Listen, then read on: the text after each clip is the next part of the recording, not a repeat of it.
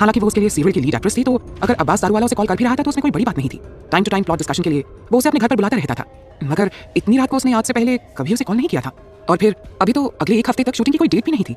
उसे फोन ना उठाते देखकर नलिनी ने उसके फोन की स्क्रीन की तरफ देखने की कोशिश करते हुए कहा, इतनी रात का किसका फोन है? कहीं नमन का तो नहीं है? उसकी बात खत्म होने से पहले ही पायल ने नाम में अपना सिर हिलाते हुए कॉल रिसीव कर लिया। कहिए अब्बास जी, कैसे याद किया आपने? क्या अभी इस वक्त? Okay I understand. पायल ने थोड़ा परेशान होते हुए कहा, किसका कॉल था? जैसे ही पायल की बात खत्म हुई नलिनी ने तुरंत उस पर सवाल दाग दिया। पायल अपने बाल और कपड़े ठीक करते हुए सोफे से उठकर खड़ी हो गई। अब्बास दारूवाला का कॉल था, कोई बहुत बड़ी कंपनी हमारे सीरियल में इन्वेस्ट करना चाहती है, उसने मुझे डिनर के लिए इनवाइट किया है। पायल ने थोड़ी जल्दबाजी में कहा, लेकिन बच्चा टाइम तो देख। नलिनी ने फिक्र जताते हुए कहा, अब इट्स ओके मॉम, मैं जल्दी से जल्दी वहां से निकलने की कोशिश करूंगी। पायल ने अपना पर्स उठाकर डोर खोलते हुए जवाब दिया और तेजी से बाहर निकल गई। अब्बास दारूवाला के बताए एड्रेस पर पहुंचकर पायल ने एक बार पूरे घर पर एक नजर डाली और एंट्रेंस की तरफ बढ़ गई। उसने बेल की तरफ हाथ बढ़ाया, मगर डोर पहले से ही ओपन था। हेलो, कहीं मुझे आने में देर तो नहीं हो गई?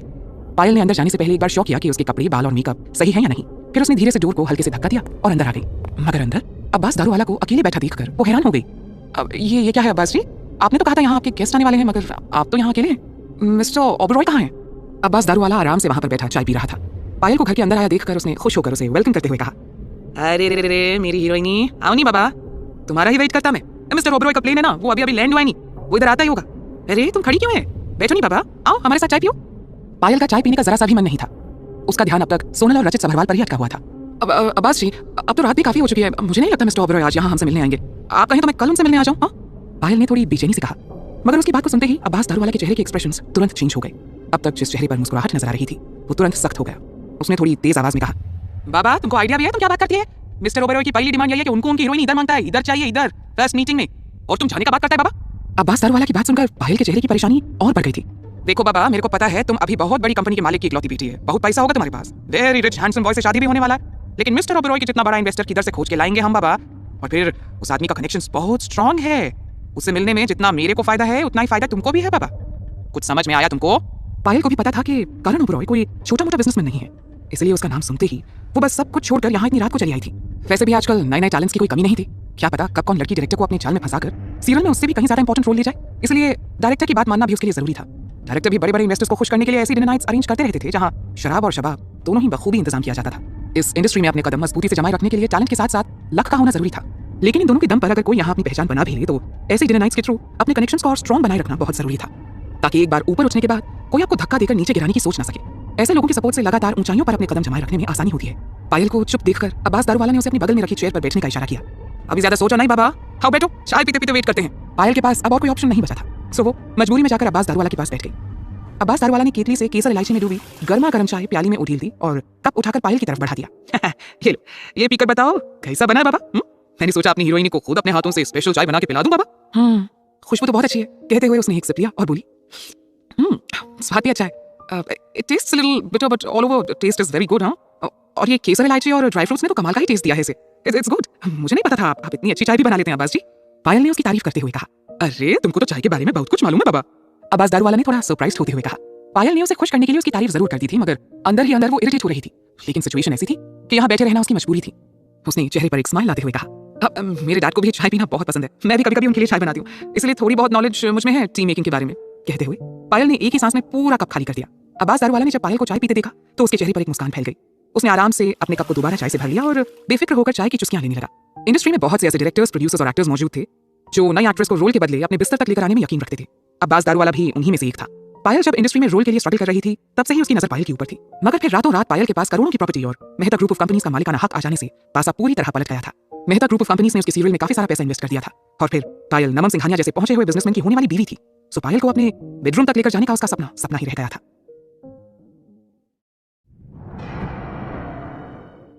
वैसे अब्बास दारूवाला को लड़कियों की कोई कमी नहीं थी। उसके एक इशारे पर एक से बढ़कर एक खूबसूरत लड़कियां उसके दरवाजे पर लाइन लगाकर खड़ी हो जाती थी, वो भी अपनी मर्जी से। उसे किसी को भी फोर्स करने की कोई जरूरत नहीं थी। आखिर आगे बढ़ने के लिए शॉर्टकट कौन नहीं लेना चाहता, लेकिन शॉर्टकट में मिलने वाली सक्सेस के बदले अक्सर इंसान को बहुत सारी कुर्बानियां देनी पड़ती हैं। खुद तेजी से आगे बढ़ने के लिए कई बार अपने साथ चल रहे लोगों को रास्ते से हटाना पड़ता है। अगर आप किसी को रास्ते से हटाकर अपने लिए इंडस्ट्री में जगह नहीं बनाएंगे तो कोई और आपको अपने रास्ते से हटाकर अपनी जगह बना लेगा। So it's totally a matter of survival. और वही इस वक्त अब्बास दारूवाला भी पायल के साथ कर रहा था। आज अपने मतलब के लिए उसे पायल को बलि का बकरा या यूं कहें कि बकरी बनाना पड़ रहा था, और उसे इस बात का कोई अफसोस भी नहीं था, क्योंकि उसकी जगह कोई और भी होता तो वो भी यही करता। उसके और उसकी ग्रैंड सक्सेस के बीच अब बस एक पायल ही खड़ी थी। उसने मुस्कुराते हुए अपनी चाय खत्म की और कप को वापस टेबल पर रखते हुए उठकर खड़ा हो गया। मैं ऐसा करता हूँ ना बाबा, बाहर दरवाजे के पास जाकर उनका वेट करता हूँ। उसे उठते देखकर पायल भी तुरंत अपनी चेयर से उठ गई। अब मैं भी आपके साथ चलती हूँ अब्बास जी, वरना उन्हें लगेगा कि मैंने उन्हें इग्नोर कर दिया है। अरे तुमको इसकी कोई जरूरत नहीं है दादा, अब कुछ मेकअप शेकअप करो, अपने ब्यूटीफुल फेस को और ब्यूटीफुल बनाओ। नहीं बाबा, बाबा आदम करके गए ना, first impression is the last impression. Oberoi तुम्हारे ब्यूटीफुल फेस को देखेगा नहीं तो अपनी पूरी दौलत तुम पर लुटा देगा बाबा। हाँ, अब्बास दारू वाला ने हंसते हुए कहा। ओके, जैसा आप कहें, पायल ने मुस्कुराते हुए जवाब दिया। वो वैसे भी बाहर जाकर किसी का वेट करने के मूड में नहीं थी। इस वक्त वो बुरी तरह परेशान थी और किसी भी तरह से बस ये जानना चाहती थी कि आखिर रचित सभरवाल के साथ क्या हुआ था। एकदम अच्छे से रेडी हो ना बाबा। कहते हुए अब्बास दारू वाला रूम से बाहर निकल गया। उसने बाहर आकर बेफिक्र अंदाज में एक बार इधर उधर देखा और फिर अपना फोन निकालकर एक नंबर डायल कर दिया। सच तो ये था कि यहाँ कोई मिस्टर ओबरॉय नहीं आने वाले थे। ये तो बस पायल को यहाँ तक लाने का एक बहाना था। जैसे ही दूसरी तरफ से फोन रिसीव हुआ, उसने एकदम सीरियस आवाज में कहा, काम हो गया है बाबा। दूसरी तरफ अब्बास दारू वाला के बाहर जाते ही पायल ने तुरंत अपना फोन निकालकर उससे एक एक कर अपने 2 आदमियों को कॉल किया, मगर उनमें से किसी को भी रचित सभरवाल की कोई खबर नहीं थी। पायल अब और भी ज्यादा परेशान होने लगी थी। न जाने मिस्टर ओबरॉय कब आ जाए, ये सोचकर वो जल्दी से टचअप करने लगी। अपने होठों पर सुर्ख लाल रंग की लिपस्टिक लगाते हुए उसने एक बार अपने छोटे से मिरर में खुद को देखा और मन ही मन अपनी खूबसूरती की तारीफ करने से खुद को रोक नहीं पाई। टचअप करने के बाद वो आराम से वहां बैठकर मिस्टर ओबरॉय और अब्बास दारू वाला के अंदर आने का वेट करने लगी। अभी उसे वहां बैठे हुए मुश्किल से 10 मिनट ही बीते होंगे कि उसे महसूस हुआ अचानक से कमरे में गर्मी बढ़ने लगी है। उसे बहुत जोरों की प्यास लगने लगी थी। एक अजीब सी बेचैनी ने उसे परेशान करना शुरू कर दिया था। जब पायल से और बर्दाश्त नहीं हुआ तो वो उठकर उस रूम से अटैच्ड बाथरूम में चली गई। वहां जाकर उसने एक के बाद 2 सिगरेट से अपनी बेचैनी को दूर करने की कोशिश की, मगर उससे कोई फायदा नहीं हुआ। जैसे जैसे वक्त बीतता जा रहा था, पायल की बेचैनी और गर्मी दोनों ही बढ़ती जा रही थी। पायल कोई छोटी बच्ची नहीं थी। एंटरटेनमेंट इंडस्ट्री में उसने एक लंबा वक्त गुजारा था और इन चीजों के बारे में उसने कई बार बहुत से लोगों के मुंह से सुना था। खासकर स्ट्रगलिंग एक्टर्स इन ड्रग्स के बारे में जरूर बताते थे, जिसका इस्तेमाल बड़े बड़े लोगों को खुश करने के लिए यहाँ धड़ल्ले से किया जाता था। हाँ, ये अलग बात थी कि ऐसा कुछ उसे अब तक एक्सपीरियंस नहीं करना पड़ा था। पायल अब्बास दारू वाला के बुलाने पर अपने घर से निकलकर सीधा उसके बताए एड्रेस तक ही आ गई थी। इससे पहले उसने कहीं कुछ खाया पिया भी नहीं था। इसका सीधा सा मतलब यही था कि उसके साथ जो कुछ भी हुआ है वो यहीं इस घर में हुआ है। पायल ने बाथरूम में लगे बड़े से शीशे में अपना चेहरा देखा और तुरंत उसके दिमाग में जैसे खतरे की घंटी बजने लगी। उसका चेहरा धीरे धीरे लाल होता जा रहा था। बाथरूम का दरवाजा खोलते हुए वो तेजी से लिविंग रूम के उस टेबल तक पहुंची जहां कुछ देर पहले तक वो और अब्बास दारू वाला साथ बैठकर चाय पी रहे थे। उसने तुरंत अपना कप उठाकर उसे गौर से देखा और एकदम से शॉक रह गई। अब इस बात में कोई शक नहीं रह गया था कि अब्बास दारू वाला ने उसे चाय के रूप में ड्रग्स दिया था, मगर उसे अभी भी ये समझ में नहीं आ रहा था कि आखिर अब्बास दारू वाला को उससे इस तरह झूठ बोलकर ये सब करने की क्या जरूरत पड़ गई।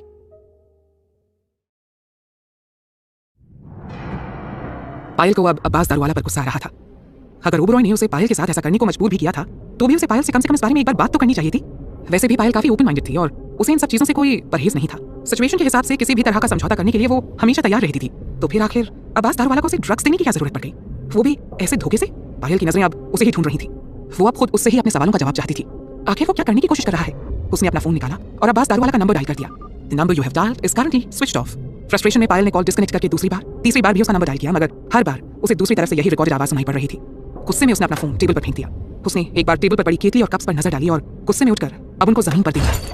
एक तेज क्रैश की आवाज के साथ ही सारी चीजें टूटकर कमरे में बिखर गई थी। पायल ने जलती हुई नजरों से एक बार जमीन पर बिखरे हुए टूटे कप्स और केतली को देखा। उसका गुस्सा अब तक शांत नहीं हुआ था। गुस्से के मारे उसकी सांसें एकदम से तेज चलने लगी थी। इस वक्त उसके सीने में एक ऐसी आग धड़क रही थी कि वो इस कमरे में मौजूद हर चीज को अपने हाथों से तोड़ देना चाहती थी। उसने एक बार कमरे में चारों तरफ नजरें दौड़ाई, मगर तभी उसके दिमाग में जैसे कुछ खटका। अगर उसने और ज्यादा देर की इसी तरह यहाँ अपना वक्त बर्बाद करती रही तो धीरे धीरे उसकी हालत और भी ज्यादा खराब हो जाएगी। नहीं, वो ऐसा बिल्कुल नहीं होने देगी। किसी भी तरह से उसे जल्दी यहाँ से निकलना होगा। उसने झटपट कर अपना फोन और हैंडबैग उठाया और तेजी से दरवाजे की तरफ बढ़ गई। ड्रग्स का नशा उस पर धीरे धीरे गहराने लगा था। ऐसी हालत में खुद से ड्राइव करके घर तक पहुंचना इम्पॉसिबल था। वो चाहती तो किसी से भी लिफ्ट लेकर घर तक जा सकती थी, मगर अब वो कोई आम लड़की तो थी नहीं। प्यार है सिर्फ तुमसे की लीड एक्ट्रेस बनने के बाद से उसे घर घर में पहचान मिल गई थी। लोगों के बीच उसकी एक अच्छी खासी इमेज थी और वो इतनी आसानी से अपनी इस इमेज को खराब नहीं होने दे सकती थी। इस जगह तक आने के लिए उसने कई सालों तक बहुत मेहनत की थी। अपनी एक गलती से वो इसे खोना नहीं चाहती थी। कुछ सोचकर उसने डायल नंबर्स की लिस्ट में से नमन का नंबर निकाला। जैसे ही उसने नमन का नंबर डायल किया, धड़ाक की तेज आवाज के साथ कमरे का दरवाजा खुल गया। पायल ने हड़बड़ाते हुए दरवाजे की तरफ देखा। वहां का नजारा देखकर उसकी हालत और खराब हो गई। दरवाजे पर सिद्धार्थ खड़ा उसे गुस्से से घूर रहा था।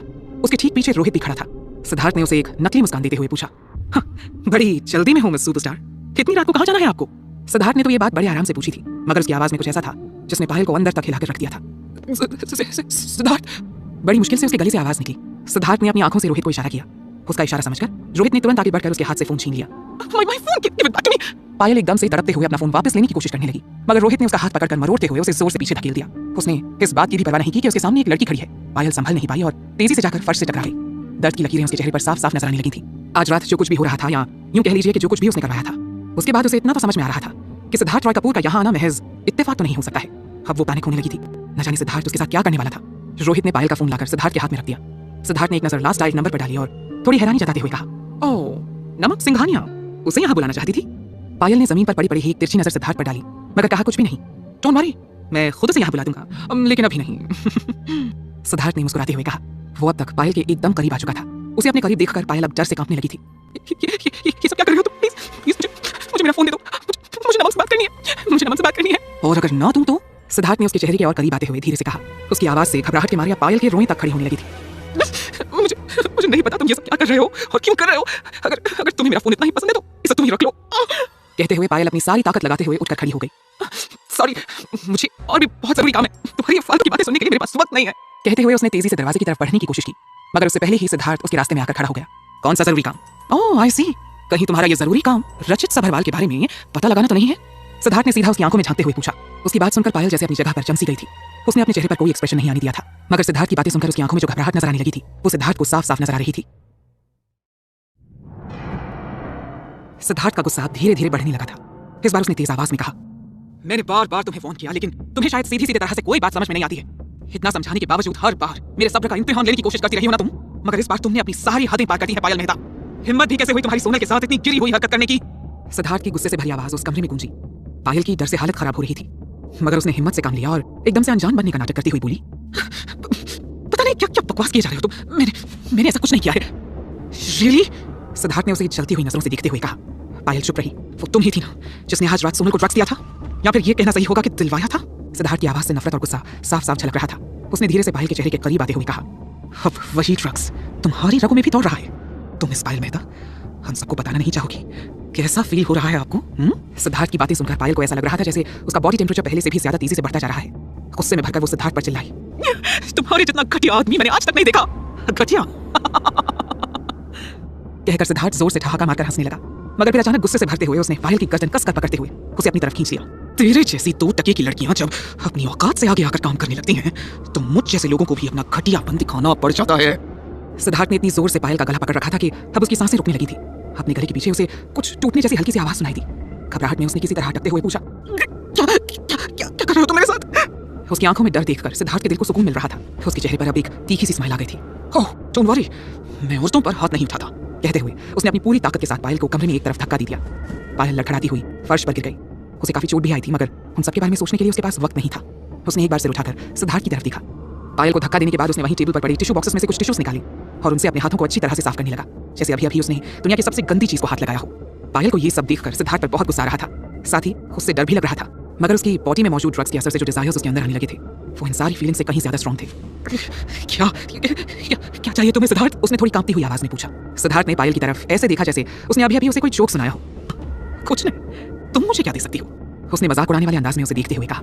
फिर दरवाजे की तरफ मुंह करते हुए उसने थोड़ी तेज आवाज में कहा, अंदर आ जाओ। पायल हैरानी से फटी फटी आंखों से दरवाजे की तरफ देख रही थी। अभी अभी वहां से जिस शख्स ने कमरे में एंट्री की थी वो कोई और नहीं बल्कि उसी का आदमी था, वही वेटर जिसने पायल के कहने पर सोनल के जूस में ड्रग्स मिलाया था। उस वेटर को अपने सामने खड़ा देखकर पायल की पूरी बॉडी में ऊपर से नीचे तक एक सिरहन दौड़ गई। उसने उस वेटर को एक बार नहीं 2 बार बहुत सारे पैसे दिए थे। एक बार सोनल को ड्रग्स देने से पहले और फिर दूसरी बार सोनल को होटल के उस रूम तक पहुंचाने के लिए जहां रचित सभरवाल भी आने वाला था। पैसे देते हुए पायल ने उससे कहा था कि वो कुछ दिनों के लिए किसी ऐसी जगह पर जाकर छिप जाए जहां कोई भी उसे खोज न पाए। फिर भी ये यहाँ क्या कर रहा था? उससे भी बड़ा सवाल ये था कि सिद्धार्थ को आखिर इसके बारे में पता कैसे चला? अपना सिर झुकाए हुए वो वेटर इस वक्त पायल के ठीक सामने आकर खड़ा हो गया था। उसकी आंखों में इस वक्त ऐसे ही एक्सप्रेशन थे जैसे गलती करने के बाद किसी बच्चे की आंख में होते हैं। अब पायल जी, उसने कुछ कहने की कोशिश की मगर पायल ने तुरंत उसकी बात काट दी। कौन हो तुम? मैं इस आदमी को नहीं जानती हूँ। पायल ने सिद्धार्थ की तरफ देखते हुए उठकर खड़े होने की कोशिश की, मगर अब उसके पैर लड़खड़ाने लगे थे। वापस से वो धड़ाम से फर्श पर गिर गई। अब तो उसकी आवाज भी बेहद कमजोर सी लग रही थी। सिद्धार्थ रॉय कपूर, जो कुछ भी तुम कर रहे हो ना वो क्राइम है। बहुत बहुत बड़ी गलती कर रहे हो तुम। कमरे का दरवाजा लॉक हो चुका था और पायल का फोन इस वक्त सिद्धार्थ के हाथ में था। बचने का कोई भी तरीका पायल को नजर नहीं आ रहा था। जितना उसे इस ड्रग्स के बारे में पता था उसके हिसाब से अगर वक्त रहते इसका इलाज ना किया जाए तो उसके नतीजे बेहद डरावने हो सकते थे। कहीं वो यहीं ना मर जाए। और इस वक्त उसे भी ऐसा ही फील हो रहा था कि अगर उसने जल्दी कुछ नहीं किया तो गर्मी और प्यास से तड़प तड़प कर यहीं मर जाएगी। रियली? ये सब करना क्राइम है क्या? मुझे तो पता ही नहीं था। Thanks for the information. Siddharth ने मुस्कुराते हुए जवाब दिया। पायल इन 2 लोगों के सामने अपना तमाशा नहीं बनाना चाहती थी, सो अपनी फीलिंग्स पर कंट्रोल करने की कोशिश में उसने जोर से अपनी लेफ्ट हैंड की कलाई में अपने दांत गड़ा दिए। वो तब तक अपने हाथ को काटती रही जब तक थोड़ी राहत नहीं महसूस हो गई। तुमने मुझे धोखे से ड्रग्स दिया और फिर मुझे किडनैप किया। डू यू नो कितना स्ट्रॉन्ग केस बन सकता है तुम पर? पायल ठीक से अपनी बात भी नहीं कह पा रही थी, मगर उसकी आंखों में गुस्सा साफ साफ झलक रहा था।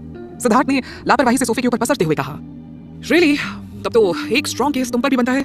सोनल को ड्रग्स देकर उसे धोखे से होटल के कमरे में बंद करने के लिए नहीं? फिर अपना हाथ सामने पड़ी टेबल पर मारते हुए गुस्से में भरकर वो जोर से चिल्लाया, बहन है वो तुम्हारी, उसके साथ ऐसा करने से पहले एक बार भी नहीं सोचा तुमने? सिद्धार्थ की आंखों में जैसे खून उतर आया था। कमरे में मौजूद उस वेटर ने एक नजर सिद्धार्थ के ऊपर डाली और उसका गुस्सा देखकर वो पूरी तरह सहम गया, मगर फिर हिचकिचाते हुए उसने अपना हाथ पायल की तरफ बढ़ा दिया। पायल को भी इस वक्त किसी के साथ की बहुत जरूरत थी, मगर उसके स्टैंडर्ड्स इतने लो नहीं थे कि वो किसी वेटर के हाथों को अपने ऊपर बर्दाश्त कर पाती। सो गुस्से में भरकर चिल्लाते हुए उसने कहा, हाउ डेयर यू, दूर रहो मुझसे। मगर अब तक उसने उसके चेहरे को टच करना शुरू भी कर दिया था। पायल के मुंह से एक सिसकारी सी निकल गई। उसने कसकर अपनी मुट्ठियां और आंखें भींचते हुए खुद को कंट्रोल करने की कोशिश की। Oops, look at you miss superstar, how disgusting you are looking right now. Siddharth ने उसे टॉन्ट मारते हुए कहा, इससे कहो मुझसे दूर रहे। पायल ने गुस्से में जलती हुई नजरों से सिद्धार्थ की तरफ देखते हुए कहा, कितनी बार मैंने तुम्हें वार्न किया कि सोनल से दूर रहो, मगर तुमने मेरी वार्निंग को कुछ ज्यादा ही लाइटली ले लिया। और क्या कह रही थी तुम मुझसे? घटिया आदमी। लगता है तुम्हारे होने वाले हस्बैंड ने तुम्हें अब तक नहीं बताया कि मैं कितना घटिया आदमी हूं और सोनल को परेशान करने वालों को सही रास्ते पर लाने के लिए किस हद तक जा सकता हूं। Let me clear this for one last time. मुझसे उलझने की कोशिश करने वालों को तो मैं एक बार माफ कर भी दूं, लेकिन सोनल, उसकी तरफ अगर किसी ने आंख उठाकर भी देखने की कोशिश की ना, तो मैं उसे जिंदा नहीं छोड़ूंगा। सिद्धार्थ ने पायल को धमकाते हुए कहा। पायल अब धीरे धीरे अपने होश खोने लगी थी, लेकिन फिर भी सिद्धार्थ के कहे एक एक शब्द उसके कानों में पिघले शीशे की तरह उतर रहे थे। कोई सोनल की इतनी तरफदारी भी कर सकता है, ये उससे बर्दाश्त नहीं हो रहा था। और फिर ये तो सिद्धार्थ रॉय कपूर था, जिस सोनल को वो अपने पैरों की धूल के बराबर भी नहीं समझती थी। हाँ, जो सोनल के लिए सिद्धार्थ ने उसकी ऐसी हालत कर दी थी। क्या रिश्ता है तुम्हारा सोनल के साथ? पायल ने फ्रस्ट्रेटेड होते हुए पूछा। तुम्हारे लिए इतना जानना ही काफी है कि अगर दोबारा तुमने उसके साथ कुछ भी गलत करने की कोशिश की तो इसके आगे तुम कुछ और करने के लायक नहीं रह जाओगी, समझी? गुस्से और जलन से भरकर पायल ने कहा, तुम्हारे जैसा स्टूपिड आदमी मैंने आज तक नहीं देखा। उस 2 टके की लड़की के लिए तुमने मेरे साथ इतना सब किया। वो है क्या? क्या है उसके पास? ना उसके पास रहने का कोई ठिकाना है, ना खाने का। Look at me. I'm the heiress of Mehta Group of companies. I'm a superstar. I'm beautiful, successful, and that bitch Sonal. अब तक गुस्से में सिद्धार्थ की मुट्ठियां कस गई थी। उसने वेटर की तरफ अपनी आंखों से इशारा किया और उस वेटर ने पूरी ताकत के साथ एक जोरदार तमाचा पायल के चेहरे पर दे मारा। एक पल को पायल की आंखों के आगे अंधेरा छा गया। उसे उस वेटर से ऐसी उम्मीद नहीं थी। गुस्से के मारे अब उसके हाथ कांपने लगे थे। एक झटके से मुड़ते हुए उसने उस वेटर की तरफ देखा जैसे अभी के अभी उसे जान से मार देगी। मगर जब उसे अपनी हालत का एहसास हुआ तो उसके एक्सप्रेशन तुरंत चेंज हो गए। जमीन पर घिसटते हुए वो सिद्धार्थ की तरफ बढ़ी। प्लीज मुझे जाने दो, मैं फिर कभी ऐसा कुछ नहीं करूंगी, मुझे जाने दो। उसने लगभग भीख मांगने वाले अंदाज में सिद्धार्थ से रिक्वेस्ट की थी, मगर इससे पहले कि पायल सिद्धार्थ के पैरों के पास आ पाती उसने एक जोरदार लात मारकर पायल को खुद से दूर कर दिया। Sorry but it's too late now. Payal ने फ्रस्ट्रेशन में अपने बाल नोचते हुए कहा, आखिर तुम चाहते क्या हो? Tit for tat, simple. जो तुम सोनल के साथ करने वाली थी वो अब खुद तुम्हारे साथ होगा। इतना कहकर सिद्धार्थ उस कमरे से बाहर निकल गया, मगर उसने उस वेटर को वहीं पायल के पास छोड़ दिया। थोड़ी देर बाद वो कंट्रोल रूम में बैठा कंप्यूटर स्क्रीन की तरफ देख रहा था। उसके चेहरे पर अब भी सख्ती वाले एक्सप्रेशंस थे। अपने हाथों में सिगरेट दबाए इस वक्त वो उसके लंबे लंबे कश ले रहा था। कंप्यूटर स्क्रीन पर इस वक्त उसी कैमरे की फुटेज नजर आ रही थी जहां पायल और वेटर मौजूद थे। वीडियो देखकर साफ साफ पता चल रहा था कि पायल खुद को कंट्रोल करने की बहुत कोशिश कर रही थी, मगर बार बार खुद को उस वेटर के करीब जाने से रोक नहीं पा रही थी। रोहित ने इस फुटेज की तरफ देखा और फिर थोड़ा हिचकिचाहट के साथ पूछा, अब सर आर यू श्योर ऐसा करना सही होगा? किसी लड़की के साथ ऐसा करना उसे सही नहीं लग रहा था। सिद्धार्थ ने अब गुस्से से भरी एक नजर रोहित के ऊपर डाली और उसे लगभग डांटते हुए बोला, सही और गलत के बारे में उसे सोचना था जब उसने सोनल को ड्रग्स देकर उसे रचित सभरवाल के पास भेज दिया था। उसकी बात सुनकर रोहित स्पीचलेस हो गया था। सिद्धार्थ की बात भी सही थी।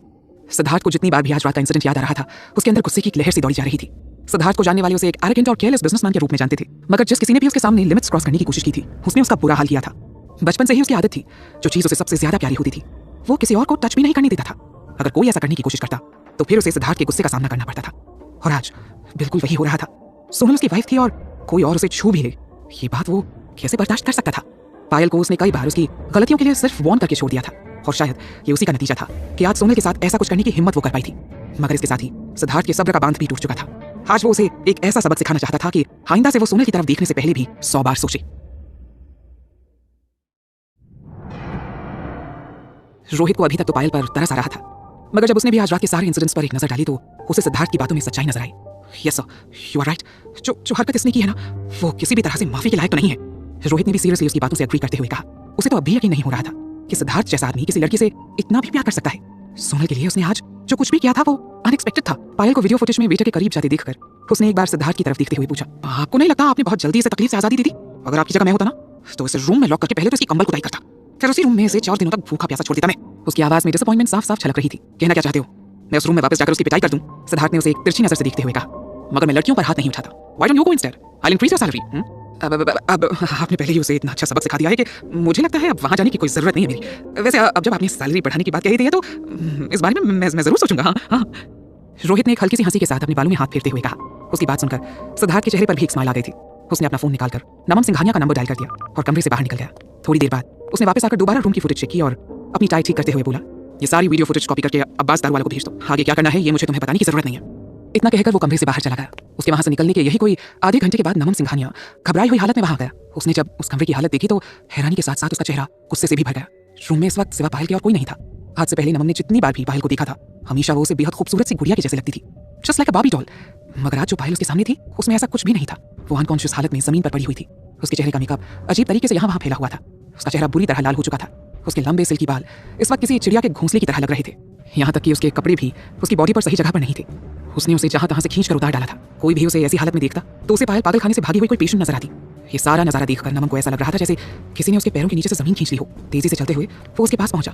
पायल, क्या हो गया तुम्हें? किसने किया ये सब तुम्हारे साथ? नमन ने उसे जगाने की कोशिश करते हुए कहा, मगर जैसे ही उसने उसके फेस को टच किया उसे एक झटका सा लगा। पायल का टेम्परेचर नॉर्मल से कहीं ज्यादा हाई था। ये सब होने से बहुत पहले ही पायल अपना होश खो चुकी थी। जब उसे अपने फेस पर कुछ ठंडक का एहसास हुआ तो उसने झपट कर नमन का हाथ पकड़ लिया और उसे अपने चेहरे और गले से रगड़ने लगी। इस तरह उसे बहुत राहत फील हो रही थी। पायल, होश में आओ पायल। नमन की घबराहट बढ़ती ही जा रही थी। पायल की हालत देखकर उसे पहले ही कुछ गड़बड़ लग रही थी, मगर अब उसकी हरकतें देखकर वो पूरी तरह से शॉक हो गया था कि उसे ड्रग्स दिया गया है। पूरी बात समझते ही उसका चेहरा गुस्से से लाल हो गया। पायल चाहे जैसी भी थी, मगर अब वो उसकी होने वाली पत्नी थी। भले ही कुछ दिनों से वो थोड़ा स्ट्रेंज बिहेव कर रही थी या फिर नमन के साथ उसके रिलेशंस में थोड़ी खटास आ गई थी, मगर फिर भी नमन उससे प्यार करता था और बहुत जल्द वो पूरी दुनिया के सामने उसका हाथ भी थामने वाला था। ऐसे में वो कैसे ये बर्दाश्त कर पाता कि कोई पायल को इस तरह से हर्ट करने की कोशिश करे। नमन ने तेजी से आगे बढ़कर पायल को अपनी गोद में उठाया और उसे वहीं पड़े सोफे पर लिटा दिया। उसकी ड्रेस ठीक करने के बाद उसने अपना फोन निकाला और सिद्धार्थ का नंबर डायल कर दिया। तुम्हारी हिम्मत कैसे हुई पायल के साथ ये सब करने की? जैसे ही सिद्धार्थ ने फोन उठाया, नमन ने गुस्से से उबलते हुए कहा। सिद्धार्थ इस वक्त अपनी BMW में बैठा आराम से अपने घर की तरफ बढ़ रहा था। गाड़ी वो खुद ही ड्राइव कर रहा था, इसलिए उसने ब्लूटूथ हेडसेट लगा रखा था।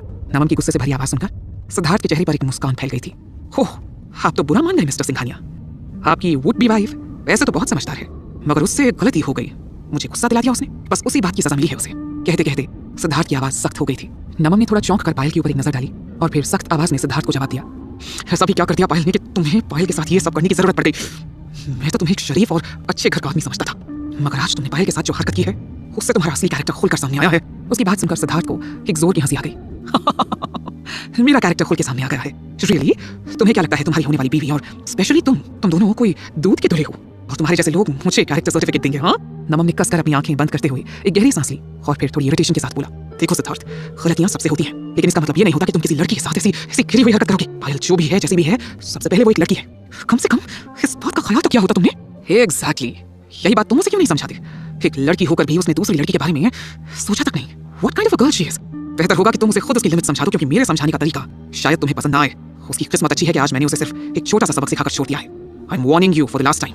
अगर अब भी उसने अपनी हरकतें नहीं सुधारी और दोबारा सोनल को हर्ट करने का ख्याल भी अपने दिमाग में लाया ना, तो आगे से वो ऐसा कुछ भी करने के लायक नहीं बचेगी। सिद्धार्थ ने सख्त आवाज में नमन को वार्न करते हुए कहा। ब्लूटूथ हेडसेट को ऑफ करने के बाद उसने फ्रस्ट्रेशन में उसे अपनी गाड़ी की खिड़की से बाहर फेंक दिया। नमन ने जब कॉल डिस्कनेक्ट होने की आवाज सुनी तो फोन को अपने कानों से हटाकर वापस अपनी पॉकेट में रख लिया। सिद्धार्थ की बात सुनकर उसे शॉक लगा था। ब्लैंक एक्सप्रेशन के साथ वो पायल को देखते हुए अब भी समझने की कोशिश कर रहा था कि आखिर पायल ने सोनल के साथ ऐसा क्या कर दिया जिससे सिद्धार्थ इस हद तक उससे नाराज हो गया है। सोच कर अब उसका सिर दर्द होने लगा था। उसने फ्रस्ट्रेशन में अपनी आंखें बंद करके एक गहरी सांस ली। फिलहाल इन सब बातों को सोचने का उसके पास वक्त नहीं था। फिलहाल जितनी जल्दी हो सके पायल को यहाँ से लेकर जाना जरूरी था।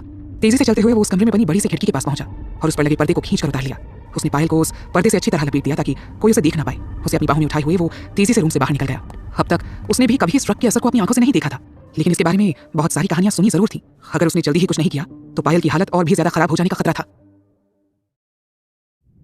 की वीडियोस पाने के लिए चैनल को सब्सक्राइब करें और वीडियो को लाइक करें। दवाओं के असर से सोनल कब तक सोती रही उसे खुद पता नहीं चला। जब उसकी आंखें खुली तब तक दोपहर हो चुकी थी। वो इस वक्त अपने रूम के बेड पर लेटी हुई थी। सामने बड़ी सी खिड़की के पर्दे के पीछे से सूरज की तेज रोशनी की हल्की सी झलक उसे नजर आ रही थी। रूम में से एकदम परफेक्ट टेंपरेचर के साथ सेट किया गया था। सोनल के सिर में तेज दर्द हो रहा था। दर्द से परेशान होकर अपना सिर पकड़ते हुए वो उठकर बैठ गई। उसने उठकर अपनी चारों तरफ नजर घुमाई। वापस अपने रूम में आकर वो बहुत खुश थी, लेकिन वो यहाँ आई कैसे? ये सवाल उसके दिमाग में किसी हथौड़ी की तरह बज रहा था। उसने अपने दिमाग पर बहुत जोर डाला, मगर उसे पिछली रात की कोई भी बात याद नहीं आ रही थी। जो आखिरी बात उसे याद थी वो ये थी कि उसे बहुत तेज गर्मी लग रही थी और वो उस होटल के बाथरूम में किसी से मदद मिलने की उम्मीद में बैठी हुई थी। उसी वक्त किसी ने आकर उससे कहा था कि वो उसे सिद्धार्थ के पास लेकर जाने के लिए आया है। उसके बाद उसके साथ क्या हुआ, वो यहाँ घर कैसे आई, इन सब में से एक भी बात उसे याद नहीं थी। इतना याद आने के बाद उसे कल रात की किंजल की गेट टुगेदर डिनर पार्टी की भी याद आई। उसने कुछ ऐसा पी लिया था जो उसे नहीं पीना चाहिए था। उसे पीने के बाद ही तो उसकी इतनी बुरी हालत हो गई थी।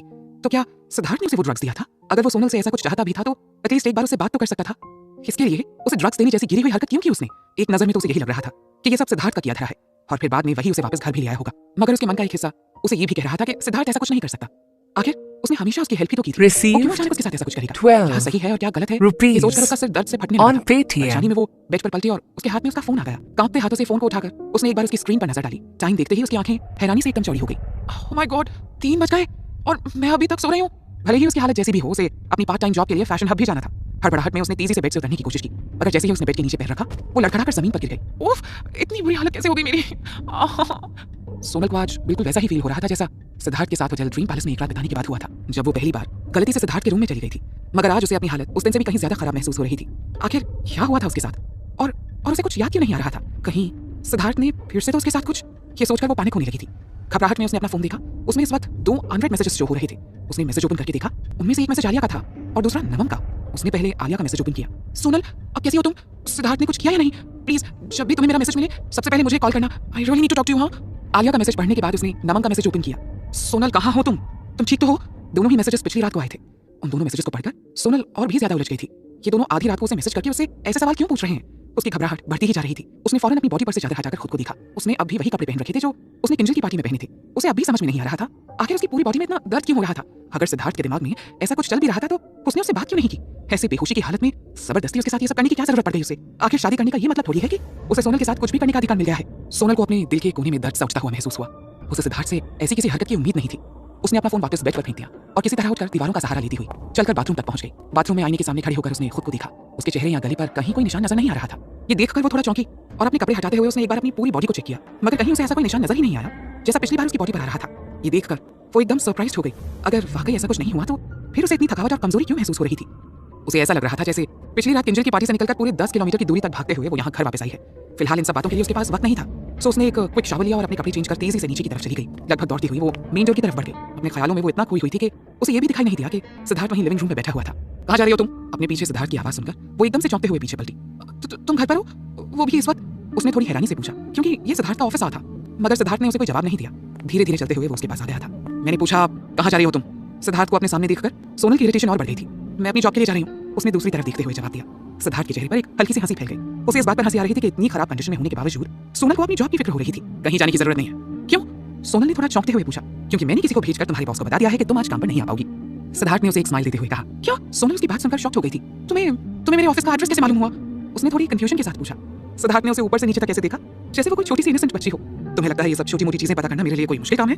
उसकी बात सुनकर सोनल भी अब थोड़ी रिलैक्स नजर आने लगी थी। वैसे भी इस वक्त उसकी जो हालत थी उसमें उसका वहां जाकर काम करना कहीं से भी सही नहीं था।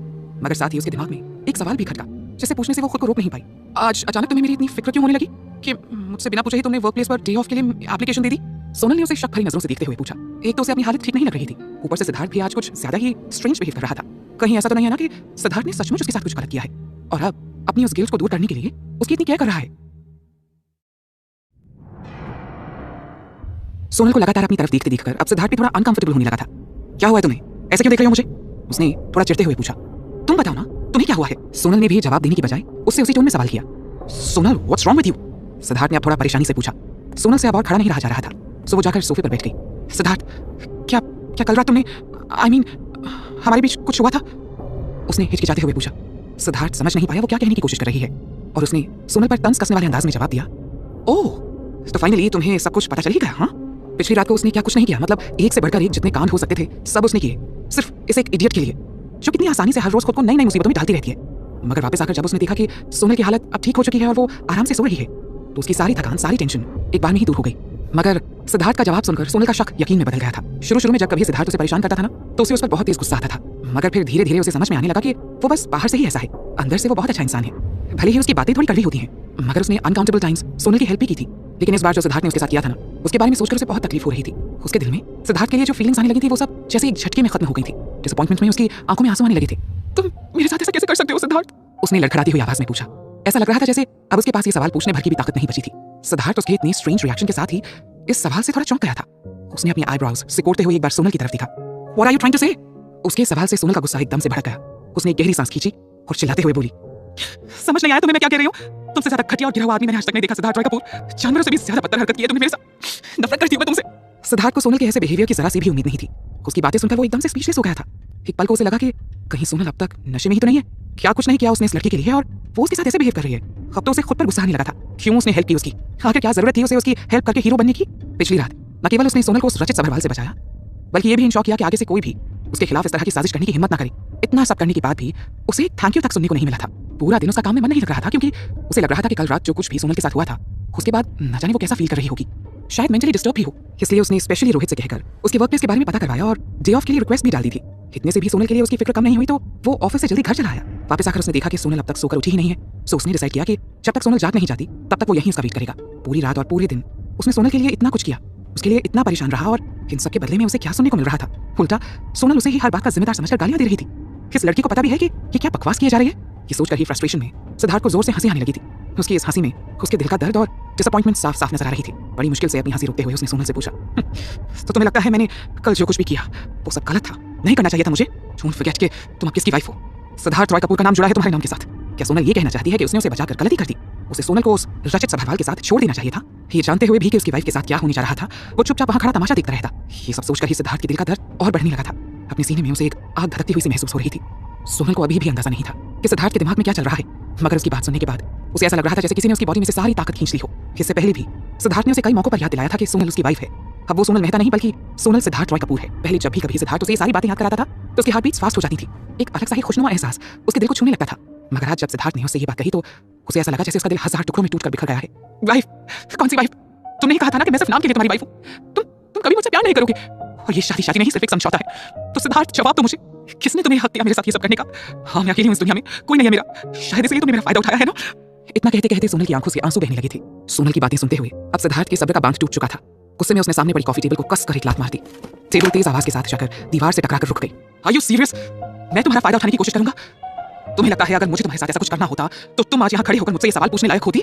सिद्धार्थ को अब अफसोस हो रहा था अपने हर उस काम पर जो उसने कल रात से लेकर अब तक सोनल के लिए किया था। उसे यहाँ वापस आना ही नहीं चाहिए था। झूठ मत बोलो सिद्धार्थ, अगर ऐसा नहीं था तो तुम मुझे वहां उस होटल से ऐसे क्यों लेकर आए? कोई जवाब है तुम्हारे पास इस बात का? बोलो। सोनल ने भी गुस्से में भरकर चिल्लाते हुए पूछा। उसकी बात सुनकर सिद्धार्थ का गुस्सा इतना तेज हो गया था कि उसे लग रहा था अब उसका सिर फट जाएगा। मैं तुम्हें वहां से क्यों लेकर आया, ये तुम मुझसे पूछ रही हो? फॉर योर आंसर, अनफॉर्चुनेटली मैं एक जीता जागता इंसान हूँ, and that's why I took you home. मेरे साथ ऐसी चीप हरकत करने के बाद भी तुम खुद को इंसान कहते हो। Shame on you. सोनल अब तक इस सदमे से बाहर नहीं आ पा रही थी कि सिद्धार्थ ने उसे ड्रग्स देने जैसी घटिया हरकत की थी। सिद्धार्थ से अब अपने गुस्से को और कंट्रोल करना मुश्किल हो रहा था। फ्रस्ट्रेशन में उसने सिगरेट निकाल ली। अगर उसके सामने सोनल की जगह कोई और होता तो शायद अभी तक वो कुछ और बोलने के लायक नहीं बचता। गुस्से की वजह से सिद्धार्थ के हाथ बुरी तरह कांपने लगे थे। सिगरेट को अपने होठों के बीच दबाकर उसने उसे लाइटर से 2-3 बार सुलगाने की कोशिश की, मगर वो जली ही नहीं। गुस्से से भरते हुए उसने दोनों ही चीजों को सामने दीवार पर दे मारा। इसके तुरंत बाद वो सोनल की तरफ पलटते हुए बोला, I can't believe कि तुम्हारी असलियत जानने में मुझे इतना वक्त लग गया। You are really a heartless girl, जिसे किसी की भी फीलिंग्स की कोई परवाह नहीं है। This is too much now. आज के बाद दोबारा कभी मेरे सामने बताना, क्योंकि अब मैं तुम्हारी शक्ल भी नहीं देखना चाहता। इतना कहकर तेजी से चलते हुए वो दरवाजे से बाहर निकल गया। सिगरेट को उसने दरवाजे को इतने जोर से पकड़कर बंद कर दिया कि पूरी घर में उसकी आवाज गूंज गई, मगर वो सोनल उसकी आवाज से ही घबराकर 2 कदम पीछे हट गई थी। बाहर से गाड़ी स्टार्ट होने की एक तेज आवाज आई और फिर कुछ ही पलों में तूफानी रफ्तार से ड्राइव करते हुए सिद्धार्थ वहां से दूर निकल चुका था। उसके जाने की आवाज सुनकर सोनल किसी बेजान लाश की तरह धम से सोफे पर गिर गई और जोर जोर से रोने लगी। उसे तो अब तक यही लग रहा था कि उसे रहने के लिए घर मिल गया है, सिद्धार्थ के जैसा एक केयरिंग हस्बैंड मिल गया है जो भले ही उसे प्यार नहीं करता मगर उसकी परवाह तो करता है। मगर आज उसे ऐसा महसूस हो रहा था कि जैसे ये सब बस उसका खड़ा किया हुआ ताश का महल था। हवा का एक हल्का सा झोंका आया और सब कुछ अपने साथ उड़ा के ले गया। उसे महसूस हो रहा था कि वो आज भी उतनी ही अकेली थी, जिसके पास उसका अपना कहने के लिए इस दुनिया में कुछ भी नहीं था। सिद्धार्थ ने जो किया उससे ज्यादा तकलीफ उसे अपना भरोसा टूटने की वजह से हो रही थी। दिल का ये दर्द सहना उसके लिए मुश्किल होता जा रहा था। ना जाने कितनी देर तक वो वहीं सोफे पर पड़ी रोती रही। सिद्धार्थ इस वक्त होटल ड्रीम पैलेस के अपने रूम में बैठा था। उसके सामने टेबल पर विस्की की एक बोतल और कुछ ग्लासेस पड़े हुए थे। जितना वो सोनल की कही बातों के बारे में सोचता उतना ही उसका गुस्सा और बढ़ता जा रहा था। उसने एक बार बोतल की तरफ देखा और उसमें से विस्की अपने सामने पड़े खाली ग्लास में उड़ेलने लगा। फिर उस ग्लास को अपने होठों से लगाते हुए एक ही सांस में उसने पूरा ग्लास खाली कर दिया। मगर इससे भी उसे कुछ राहत महसूस नहीं हो रही थी। उल्टा उसके दिल में जो आग इस वक्त लगी हुई थी ना, वो और भड़कती जा रही थी। गुस्से में उसने पूरी ताकत के साथ ग्लास को जमीन पर दे मारा। ग्लास जमीन के साथ टकराकर एक तेज आवाज के साथ चूर चूर हो गया, मगर सिद्धार्थ के चेहरे पर एक शिकन तक नहीं आई। ठीक उसी समय अमन ने रूम के अंदर कदम रखा और अपने सामने खतरनाक नजारा देखकर एकदम से हड़बड़ा गया। सिद्धार्थ ने पूरा कमरा तहस नहस कर रखा था। Hey dude, this is not good, what's wrong with you man? मगर सिद्धार्थ ने उसकी तरफ कोई ध्यान नहीं दिया और इस बार सीधे बोतल उठाकर अपने मुंह से लगा ली। अमन ये देखकर और भी शॉक्ड हो गया था। अरे अरे अरे, क्या क्या कर रहा है सिद्धार्थ? अब स से सिद्धार्थ से सीधा द से देवदास बनने की तैयारी में लग रहा है तू। अरे चल छोड़ इसे, कहते हुए उसने जबरदस्ती सिद्धार्थ के हाथ से बोतल छीन ली। सिद्धार्थ ने एक बार नाराजगी से उसकी तरफ देखा और फिर कैबिनेट खोलकर उसमें से दूसरी बोतल निकाली। अरे यार क्यों जिद कर रहा है, कहते हुए अमन ने उसकी दूसरी बोतल भी उसके हाथ से छीन ली। हुआ क्या है? अब कुछ बोलेगा भी? हाँ, मेरी बोतल वापस कर, सिद्धार्थ ने थोड़ी नाराजगी से कहा। मगर अमन ने बोतल उसकी पहुंच से दूर करते हुए नाम ही अपनी गर्दन हिला दी। पहले तू बता, तूने यहाँ शराब की नदियां क्यों बाहर रखी हैं? हाँ, ये विस्की है। ओके, सिद्धार्थ ने वापस उसके हाथ से बोतल छीनने की कोशिश करते हुए कहा। एक ही चीज है, दोनों का ही काम है लिवर को डैमेज करना। हाँ, अमन ने हंसते हुए कहा। मुझे तेरे लेक्चर्स नहीं सुनने, बोतल वापस दे, सिद्धार्थ ने इस बार गुस्से में कहा। कहीं तूने फिर से अपनी बीवी से झगड़ा तो नहीं कर लिया ना? अमन ने इस बार उसे शक भरी नजरों से देखते हुए पूछा। उसकी बात सुनते ही सिद्धार्थ जैसे किसी बम की तरह फट गया। झगड़ा, और वो भी उस इडियट से? ना तो मेरे पास इतना फालतू का वक्त है और ना ही इतनी एनर्जी है कि मैं उस स्टूपिड लड़की के ऊपर वेस्ट कर सकूं। सोनल से झगड़ा होने के बाद वो सीधा यहीं आ गया था और आने के बाद से लेकर विस्की पीकर अपने टेंस हो चुके ब्रेन को रिलैक्स करने की कोशिश कर रहा था। ओह, तो ये बात है, अमन ने उसे थोड़ी डिसअपॉइंटमेंट से देखते हुए कहा। और वापस सारी बोतलें कैबिनेट के अंदर रखने लगा। कैबिनेट लॉक करते हुए वो वापस सिद्धार्थ की तरफ पलटते हुए बोला, अगर ऐसी ही बात थी तो तूने मुझे यहाँ आने को क्यों कहा? विनय को भी तो बुला सकता था ना तू। सिद्धार्थ ने उसके ऊपर एक जलती हुई सी नजर डाली और बोला, तुझे इतना भी नहीं पता है कि विनय इस वक्त एक बिजनेस ट्रिप के सिलसिले में इंडिया से बाहर है? क्या विनय बिजनेस ट्रिप पर है और मुझे इस बारे में पता तक नहीं है? वेट वेट वेट, तू कहना क्या चाहता है? अगर विनय यहाँ पर होता तो तू मुझे यहाँ पर नहीं बुलाता? तूने मुझे क्या अपनी दूसरी बीवी समझ कर रखा है जिसे सिर्फ पहली वाली की एब्सेंस में ही याद कर सकते हैं? अमन ने कंप्लेन करते हुए कहा। Just shut up, okay. Siddharth ने इरिटेट होकर एक सिगरेट निकाली और उसे अमन की तरफ उछालते हुए कहा, तुझे ये सब मजाक लग रहा है? यहाँ आदमी से एक ही बीवी नहीं संभलती है, दूसरी रखकर क्या अपनी जिंदगी जन्नू बनानी है मुझे? हाँ? अमन ने तुरंत सिगरेट कैच कर ली, मगर उसे सुलगाने की बजाय अपनी उंगलियों के बीच में फंसाकर उससे खेलते हुए वो सिद्धार्थ की तरफ देखकर मुस्कुराने लगा। सिद्धार्थ ने सिगरेट सुलगाकर उसके दो लंबे लंबे कश लेकर अपनी फ्रस्ट्रेशन दूर करने की कोशिश की, मगर ऐसा कुछ हुआ नहीं। वो सोनल मेहता, उससे ज्यादा बददिमाग बेवकूफ लड़की मैंने आज तक अपनी पूरी लाइफ में नहीं देखी। सिद्धार्थ ने गुस्से में अपना हाथ टेबल पर मारते हुए कहा। ये देखकर अमन को हल्की सी हंसी आ गई। मुझे तो लगा था तू मुझे कुछ भी नहीं बताना चाहता है। It's okay, I am here to listen to all your complaints, carry on. कहते हुए उसने एक नजर सिद्धार्थ के चेहरे पर डाली और एकदम से चुप हो गया। सिद्धार्थ ने अपनी आंखें बंद करते हुए एक गहरी सांस ली और बोला, आज जब वो सोकर उठी तो अजीब सी हरकतें कर रही थी, जैसे मैंने उसे उस रचित सभरवाल से बचाकर बहुत बड़ी गलती कर दी हो। मगर इतना कहने के बाद सिद्धार्थ का गुस्सा वापस भड़क गया और उसने गुस्से में दीवार पर एक जोरदार पंच मारकर चिल्लाते हुए कहा, तू ही बता कहाँ गलत था मैं? ऐसा कौन सा काम किया मैंने जो मुझे नहीं करना चाहिए था? That's the biggest bullshit I've ever heard in my entire life. उसकी बात सुनकर अपनी सिगरेट सुलगाते हुए अमन के हाथ रुक गए। उसने एकदम से चौंकते हुए अपने होठों के बीच दबी सिगरेट निकाल ली और पूछा, कहीं उसे कोई मिसअंडरस्टैंडिंग तो नहीं हो गई है ना? मिसअंडरस्टैंडिंग। सिद्धार्थ ने एक जोरदार ठहाका लगाकर हंसते हुए कहा, किस बात की मिसअंडरस्टैंडिंग हो सकती है उसे? क्या कुछ नहीं किया मैंने उसके लिए। करोड़ों की बिजनेस डील को ठोकर मारकर मैं उस होटल तक गया ताकि उसे कुछ हो ना जाए। जो भी उसके गुनाहगार थे उन सबको रातों रात तबाह कर दिया मैंने, ताकि आगे से वो उसकी तरफ आंख उठाकर देखने की भी हिम्मत ना कर सके। और बदले में मुझे क्या मिला? मजाक बनाकर रख दिया इस लड़की ने मेरा। फिर उसने गुस्से में अमन की तरफ देखते हुए पूछा, नहीं अब तू ही बता मुझे क्या गलत कर दिया मैंने? क्या चाहती थी वो कि मैं उस होटल रूम में जाऊं और उस कुत्ते सभरवाल को उसके साथ ये सब करते हुए चुपचाप देखता रहूं? और कुछ कहा उसने? अमन ने अब सीरियस होते हुए पूछा, नहीं जब से जागी है बस किसी फटे हुए टेप रिकॉर्डर की तरह यही बात रटी जा रही है कि मुझे उसके साथ ऐसा नहीं करना चाहिए था। अब मुझे यकीन हो गया है इन लड़कियों के चक्कर में मैं कभी पढ़ना ही नहीं चाहिए सर। कितना भी कुछ कर लो इनके लिए हमेशा हमें ही गलत समझना होता है। बेसिकली सीने में दिल नहीं पत्थर होता है इनके। सिद्धार्थ ने गुस्से में कहा, मेरे भाई प्लीज शांत हो जा। देख मुझे पक्का यकीन है उसे कोई मिसअंडरस्टैंडिंग हो गई है। बिना बात के वो कभी तेरे साथ ऐसे बिहेव नहीं करेगी। जब तेरा गुस्सा ठंडा हो जाएगा ना तब घर जाकर एक बार शांति से उसके साथ बात कर। आई एम श्योर सब ठीक हो जाएगा यार।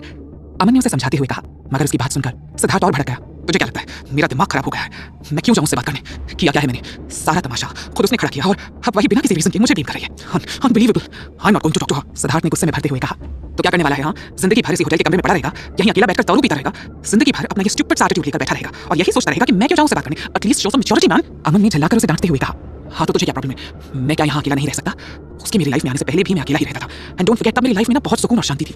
अच्छा है ना मेरी नजरों से दूर रहेगी वो। मुझे ना तो उस इडियट की शक्ल देखनी है और ना ही उसके बारे में कुछ सोचना है। सिद्धार्थ ने अपनी सिगरेट को आश्रय में फेंकते हुए कहा। उसकी बात सुनकर अमन को तेज हंसी आने लगी थी। कभी कभी सिद्धार्थ बिल्कुल बच्चों की जैसे जिद करने लग जाता था। आर यू श्योर तुझे अब उससे कभी बात नहीं करनी है? हाँ, उसने हंसते हुए पूछा। ऑफ कोर्स मैं अपनी बात से पलटने वाला नहीं हूँ। सिद्धार्थ ने इरिटेट होते हुए कहा, ओके लेट्स सी। कहते हुए अमन आराम से उसके बगल में आकर बैठ गया। देखना कहीं ऐसा ना हो कि आधी रात को अचानक तेरा उससे मिलने का मन होने लगे और तू सब कुछ भूल कर बस उसकी एक झलक देखने के लिए वापस घर चला जाए। अमन ने उसे कोहनी मारते हुए कहा, ऐसा कभी नहीं होगा। सिद्धार्थ ने थोड़ी नाराजगी के साथ कहा, होने भी मत देना वरना मैं इस बात के लिए पूरी जिंदगी तेरा मजाक उड़ाने वाला हूँ। अमन ने मजाकिया लहजे में उसे छेड़ते हुए कहा। सोनल कब तक लिविंग रूम में ही सोफे पर पड़ी रोती रही उसे खुद भी पता नहीं चला। अब तक तो उसके आंसू भी सूख गए थे। दोपहर से शाम हो गई थी, अंधेरा बढ़ने लगा था और धीरे धीरे आसपास के घरों के लोग अपनी लाइट्स ऑन करने लगे थे। मगर इन सबसे बेखबर सोनल अब तक वैसे ही सोफे पर पड़ी हुई थी। सिद्धार्थ अब तक घर वापस नहीं आया था। पूरे दिन से सोनल ने ना कुछ खाया ना पिया था, मगर फिर भी उसे कुछ फील नहीं हो रहा था। जब पूरा घर अंधेरे में डूब गया तब जाकर सोनल को होश आया और वो धीरे से उठी। अपने रूम में वापस जाने से पहले उसकी नजर सोफे पर पड़े अपने फोन पर गई जो अंधेरे में चमक रहा था। उसने चौंकते हुए एक नजर फोन की स्क्रीन पर डाली। आलिया ने अभी अभी उसे मैसेज किया था। उसके अलावा भी उसके बहुत सारे अनरेड मैसेजेस थे। इतना ही नहीं, नमम के भी 2 मिस्ड कॉल्स पड़े हुए थे। उसने मैसेज ओपन किया, सोनल तुम जाग गई क्या? Sonal please don't forget to call me back when you wake up, okay?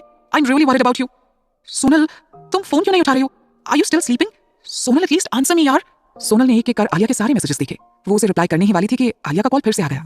वैसे तो सोनल का जरा सा भी मन नहीं था कि इस वक्त किसी से भी बात करने का, सो उसे कॉल रिसीव करते हुए थोड़ी हिचकिचाहट हो रही थी। मगर आलिया ने उसे इतने सारे मैसेजेस भेज रखे थे कि वो खुद को रोक नहीं पाई और उसने कॉल रिसीव कर लिया। हेलो, थैंक गॉड तूने कॉल रिसीव कर लिया। क्या यार जान निकाल दी थी तूने मेरी। आलिया ने राहत भरी सांस लेते हुए कहा, उफ अब जाकर नींद खुली है तेरी। अपने लिए आलिया की फिक्र देखकर सोनल को ऐसा फील हुआ जैसे अभी भी कोई है जिसे उसकी सच में परवाह है। नहीं, मेरा फोन साइलेंस था, सो मुझे पता नहीं चला। अभी मैंने सारे मैसेजेस देखे। Are you serious? I mean हद है यार। तुझे पता भी है यहाँ मैं कितनी परेशान हो रही थी तेरे लिए। मैं तो ये सोच सोचकर मरी जा रही थी कि सिद्धार्थ ने क्या किया होगा तेरे साथ तुझे लेकर। आलिया की बात पूरी भी नहीं हुई थी कि सोनल ने उसे बीच में ही टोकते हुए बात बदल दी। एक्चुअली उसे सिद्धार्थ के बारे में कुछ भी नहीं सुनना था। तू वो सब छोड़, ये बता कि तूने इतनी बार कॉल क्यों किया मुझे? जहाँ तक मुझे मालूम है इतनी जल्दी रिजल्ट्स तो नहीं आने वाले हैं ना, राइट? अरे भाड़ में गए एग्जाम और भाड़ में गए रिजल्ट्स, आलिया ने कहा। अब वो भी काफी टेंशन में लग रही थी। तू बस मुझे बता कि कल रात तुझे ज्यादा प्रॉब्लम तो नहीं हुई ना? सिद्धार्थ ने ज्यादा कुछ तो नहीं कहा? नहीं, ज्यादा कुछ कहाँ कहा, बस उन दोनों के बीच छोटा सा, नहीं एक्चुअली बहुत बड़ा वाला झगड़ा हुआ था। सोनल मन ही मन सोच रही थी। ओह थैंक गॉड, आलिया ने थोड़ा रिलैक्स होते हुए कहा।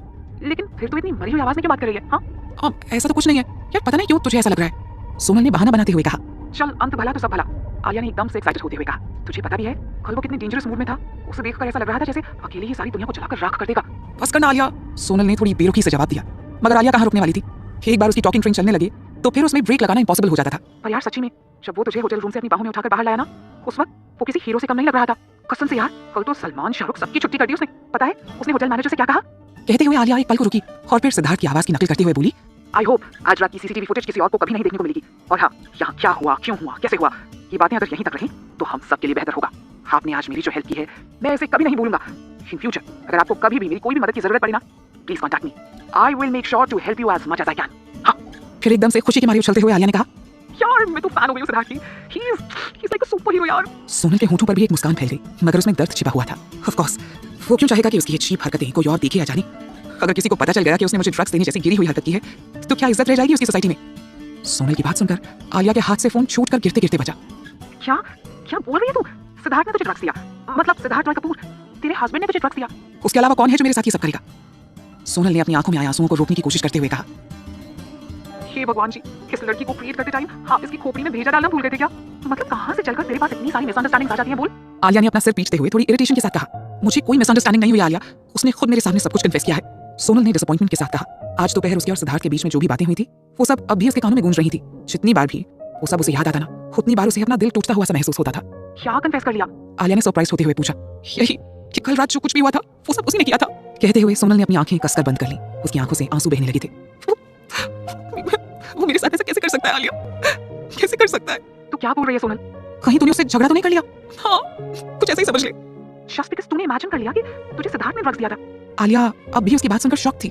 सोनल ने उसे कोई जवाब नहीं दिया, मगर उसकी खामोशी से आलिया और ज्यादा इरिटेट हो गई। उसने लगभग डांटते हुए कहा, सोनल मैंने तुझे कितने सारे मैसेजेस किए थे, किसी भी कंक्लूजन पर जाने से पहले एक बार मुझसे बात तो कर लिया होता। तुझे पता भी है तूने सिद्धार्थ को कितना गलत समझ लिया है। कल रात तू अचानक वहाँ पार्टी में से गायब हो गई थी, मैंने तुझे कहाँ नहीं खोजा। एक स्टाफ मेंबर और क्लासमेट्स सबसे मैंने तेरे बारे में पूछा, मगर किसी को पता नहीं था कि तू कहाँ पर है। मुझे डर लगने लगा था कि कहीं तेरे साथ कुछ गलत ना हो गया हो। तेरा फोन मेरे पास था, सो मैंने सिद्धार्थ को कॉल करके वहाँ होटल बुलाया। और तुझे पता है मेरी बात सुनते ही वो अपने सारे काम छोड़कर यहाँ आया, सिर्फ तेरे लिए। उसने अपने आदमियों से भी तेरे बारे में पता करवाया और तुझे खोज कर निकाला। तुझे पता भी है अगर उसने एक मिनट की भी देरी की होती ना तो वो मोटा भैंस रचित सबरवाल तेरे साथ मैं बता भी नहीं सकती तुझे। आलिया की बातें सुनकर सोनल को ऐसा लगा जैसे किसी ने उसे आसमान से सीधे जमीन पर लापटका है। क्या कह रही है तू? क्या कह रही है आलिया? सोनल ने लड़खड़ाती हुई आवाज में किसी तरह आलिया से पूछा।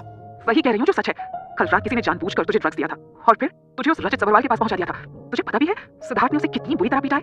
वो तो अपने पैरों पर चल भी नहीं पा रहा था, पुलिस उसे पकड़कर घसीटते हुए वहां से लेकर गई थी। मैंने खुद अपनी आंखों से ये सब देखा था। आलिया ने कल के नजारे को याद करते हुए उसे बताया। आलिया के मुंह से ये सब सुनकर सोनल अभी भी शॉक थी। उसे ऐसा लग रहा था जैसे किसी ने उसके अंदर से सारी ताकत ही खींच ली हो। उसने जो कुछ भी सिद्धार्थ के बारे में सोचा था, असलियत तो उससे एकदम ही अलग थी।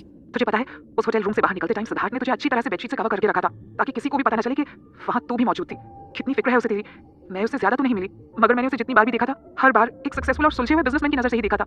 मगर कल उसका मैंने एक अलग ही चेहरा देखा यार। अगर तुझे जरा सी भी खामोश आई होती ना तो पक्का वो कल उस रचित सबरवाल को वहीं जान से मार डालता। ये मुझसे क्या हो गया आलिया? सोनल ने घबराते हुए कहा। होना क्या है, ब्लंडर किया है तूने, वो भी एकदम बड़ा वाला। आलिया ने फ्रस्ट्रेटेड होते हुए कहा। तुझे पता है सिद्धार्थ तुझे तुरंत वहां से लेकर चला गया था, मगर उसका पर्सनल असिस्टेंट वो वहीं रुका हुआ था। मैंने उससे बात करके तेरे बारे में पूछा, उसी ने मुझे सब कुछ बताया। ये भी कि कल वहां तुझे खोजने आने के लिए सिद्धार्थ को अपनी करोड़ों की डील तक छोड़नी पड़ गई थी। क्या कह रही है यार? उसने इतना लॉस उठाया, वो भी मेरे लिए? सोनल को अब भी यकीन नहीं हो रहा था। तेरी जैसी इडियट ना मैंने अपनी जिंदगी में आज तक नहीं देखी है। तुझे पता भी है तुझे कितना अच्छा हस्बैंड मिला है? हर यहाँ लड़कियों को 36 सोमवार के व्रत रखने के बाद भी ढंग के हस्बैंड नसीब नहीं होते हैं, और तुझे भगवान ने इतना इजीली इतना प्यारा हस्बैंड तोहफे में दे दिया, शायद इसलिए तुझे उसकी कदर नहीं है। आलिया ने गुस्से से चिल्लाते हुए कहा। सोनल से कुछ बोला ही नहीं गया। अपना सिर पकड़े वो धम से सोफे पर बैठ गई। वैसे तूने उसे ज्यादा कुछ तो नहीं सुनाया ना? आलिया ने थोड़ा हिचकिचाते हुए पूछा। ज्यादा नहीं, बहुत ज्यादा सुनाया था उसने सिद्धार्थ को। अब उसे समझ में नहीं आ रहा था कि इस बात के लिए वो खुद पर हंसे या रोए। सिद्धार्थ ने उसके लिए इतना सब किया और उसने उसे एक थैंक यू तक नहीं बोला, उल्टा उसे ही इतना गलत समझ लिया। आखिर कैसे उसने सोच भी लिया कि सिद्धार्थ उसके साथ ऐसा कुछ कर सकता है? इतना तो सुना ही दिया था कि वो नाराज होकर घर से चला गया है। सोनल ने परेशान होते हुए कहा। जवाब में दूसरी तरफ से आलिया के मुंह से भी डिसअपॉइंटमेंट से भरी एक गहरी सांस निकल गई। I don't even know what to say. Alia, Sonal ने परेशानी से नाखून चबाते हुए कहा, तो ये बताना क्या करूं अब मैं? सिद्धार्थ ने मुझसे कहा है कि वो अब कभी जिंदगी भर मेरी शक्ल तक नहीं देखना चाहता है। अरे ये भी अब मैं ही बताऊं तुझे? आलिया ने बिफरते हुए कहा। मैं क्या करूं आलिया? ऐसा लग रहा है जैसे मैंने बिना सोचे समझे कुछ ज्यादा ही ओवर रिएक्ट कर दिया। सोनल ने परेशानी से भरी आवाज में कहा। बड़ी जल्दी नहीं फील हो गई तुझे ये बात? आलिया ने उसे टॉन्ट मारते हुए कहा। मैंने तुझे कल रात को ही मैसेज किया था कि जागने के बाद सबसे पहले मुझे कॉल करना, मगर नहीं, तुझे तो पहले चारों तरफ रायता फैलाना था। अब देख ले, इतना अच्छा हस्बैंड तुझे छोड़कर चला गया। किसे कहते हैं अपने हाथों अपनी तकदीर को चूल्हे में डाल देना। आलिया, तू मुझे ऐसे ही टॉन्ट मारती रहेगी या मेरी हेल्प करेगी? सोनल ने पूरा नाराज होते हुए कहा। कि फाइन, बट जो कुछ भी किया ना तूने सिद्धार्थ के साथ, उसका पछतावा है तुझे? बोल। मैं यहाँ गिल्ट से मरी जा रही हूँ और तुझे मजाक लग रहा है। तू बस मुझे बता कि मैं कैसे मनाऊं सिद्धार्थ को? सोनल ने इरिटेशन में अपने बाल खींचते हुए कहा। अरे इसमें इतना सोचने वाली कौन सी बात है? गलती तूने की है, सीधे से जाकर उससे माफी मांग ले, सिंपल। क्या माफी मांग लूं? That's it? और तुझे लगता है वो मुझे माफ कर देगा? सोनल ने थोड़ी बेचैनी से पूछा। अरे नहीं तो तुझे क्या लगता है सचमुच वो पूरी जिंदगी तेरी शक्ल नहीं देखेगा? जब वो घर आएगा तो उसके पास जाकर उसे कहना, सिद्धार्थ आई एम सॉरी, मुझसे बहुत बड़ी गलती हो गई है, मैं तुम्हें समझ ही नहीं पाई। और सुन, जरा प्यार से बोलना, ठीक है? फिर देखना कैसे झट से मान जाएगा वो। सोनल धीरे धीरे चलते हुए खिड़की के पास आ गई थी। उसने एक बार आसमान की तरफ देखा जहां तारे चमकने लगे थे। फिर एक बार उसने अपने फोन की स्क्रीन की तरफ देखा जिसमें रात के 8 बजे का टाइम शो हो रहा था। उसने वापस फोन कान से लगाया और हताश आवाज में कहा, कोई फायदा नहीं है आलिया, वो अब घर ही नहीं आने वाला है। अगर उसे वापस आना होता तो अब तक आ चुका होता। तो तू क्या करेगी? कितनी जल्दी हार मान लेगी? आलिया ने उसे किसी दादी माँ की तरह डांट कर समझाते हुए कहा। हस्बैंड वाइफ के बीच तो ये सब झगड़े होते ही रहते हैं। मेरे पेरेंट्स ने एक दूसरे को जाने ना जाने कितनी बार ऐसा कहा होगा कि वो कभी एक दूसरे की शक्ल नहीं देखना चाहते, मगर नेक्स्ट डे वो एक दूसरे के साथ प्यार से बैठकर ब्रेकफास्ट करते हुए नजर आते हैं। इसलिए उसकी बातों को ज्यादा सीरियसली लेने की जरूरत नहीं है, ओके? आलिया, तू नहीं जानती सिद्धार्थ वो कितना खड़ूस टाइप का आदमी है। उससे बात करना और पत्थर से सिर मारना दोनों एक ही चीज है। और फिर आज जो हुआ उसके बाद तो मैं एक्सपेक्ट भी नहीं कर सकती कि वो मुझसे बात करेगा। चल ठीक है, मान लिया कि वो घर नहीं आ रहा है, मगर तू तो उसके पास जा सकती है ना। उसके ऑफिस का एड्रेस तो पता है ना तुझे? वो घर छोड़कर जा सकता है, लेकिन अपना वर्क प्लेस छोड़कर कहाँ जाएगा? सीधे उसके ऑफिस में घुसकर उसके पैर पकड़ ले और तब तक मत छोड़ना जब तक कि वो अपने मुंह से ना कहते कि उसने तुझे माफ कर दिया है। और फिर तूने खुद ही कहा था ना कि उसे तेरे हाथ का बना खाना बहुत पसंद है, तो अपने साथ उसके लिए अच्छा खाना भी बनाकर लेकर जाना। तुझे लगता है उसके बाद भी वो तुझे माफ नहीं करेगा? आफ्टर ऑल मर्दों के दिल का रास्ता उनके पेट से होकर जाता है, राइट? आलिया ने उसे बिल्कुल किसी छोटी सी बच्ची की तरह समझाते हुए कहा। उसकी बातों से अब सोनल को उम्मीद नजर आने लगी थी, मगर फिर उसे कुछ याद आया और उसने पूछा, आलिया वो मुझे कुछ पूछना था तुझसे। हाँ बोलना। वो तुझे तो पता है ना कि कल मुझे चाहे जिस किसी ने भी ड्रग्स दिया हो, मगर सच्चाई तो यही है ना कि उसका असर अपने आप खत्म नहीं होता। सोनल ने थोड़ी हिचकिचाहट के साथ पूछा, तूने तो कितनी सारी रोमांटिक और जासूसी नॉवेल्स पढ़ी है ना, और ना जाने कितने सारे सिर दर्द कराने वाले सीरियल्स भी देखती रहती है, तो तुझे कुछ तो अंदाजा होगा ना कि कल रात क्या हुआ होगा। सोनल, अगर सिद्धार्थ ने तेरे साथ कुछ किया भी होगा ना तो वो उसकी मजबूरी रही होगी। उस बेचारे के पास इसके अलावा कोई ऑप्शन भी नहीं था। अब वो तुझे वहां खड़े खड़े ऐसी हालत में तड़प तड़प कर मरते हुए तो नहीं देख सकता था ना। और फिर तुझे प्रॉब्लम किस बात से है? You both are already married, so अगर ऐसा कुछ होता भी है तो इट्स नॉर्मल। आलिया ने थोड़ा इरिटेट होते हुए कहा, लेकिन हमारी शादी कौन सी नॉर्मल है? So I am really feeling awkward about this situation यार।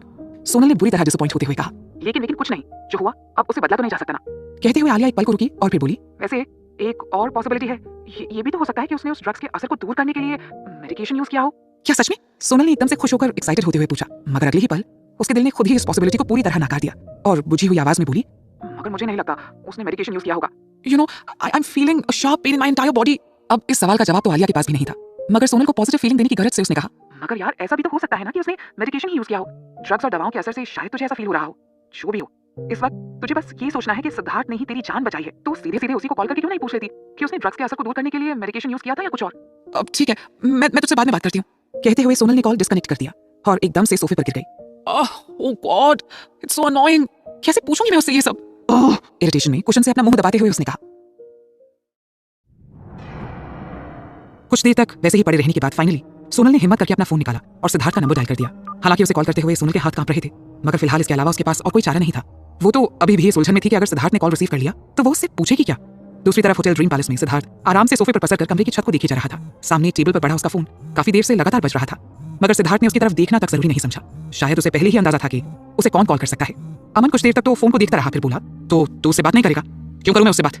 सिद्धार्थ ने चिढ़ते हुए जवाब दिया। स्टॉप इट यार, क्या बच्चों के जैसे बिहेव कर रहा है? At least show some maturity man. Aman ने इस बार थोड़ा नाराज होते हुए कहा, मैं बच्चों के जैसे बिहेव कर रहा हूँ? मैंने उससे कहा था मुझे अब उससे कोई बात नहीं करनी है और मैं बस अपनी बात पर कायम हूँ। किसमें कौन सा बचपना दिख रहा है तुझे? सिद्धार्थ ने भी उसी टोन में जवाब दिया। दूसरी तरफ सोनल फोन को अपने कान से लगाए गौर से सुनने की कोशिश कर रही थी कि शायद अब सिद्धार्थ उससे कुछ कहेगा। हालांकि फोन पर अभी भी लगातार रिंग जाती हुई सुनाई दे रही थी, मगर किसी के रिसीव ना करने के कारण कॉल अपने आप ही डिस्कनेक्ट होता जा रहा था। थक कर उसने फोन टेबल पर रख दिया। उसी समय उसके फोन पर एक मैसेज टोन बजा।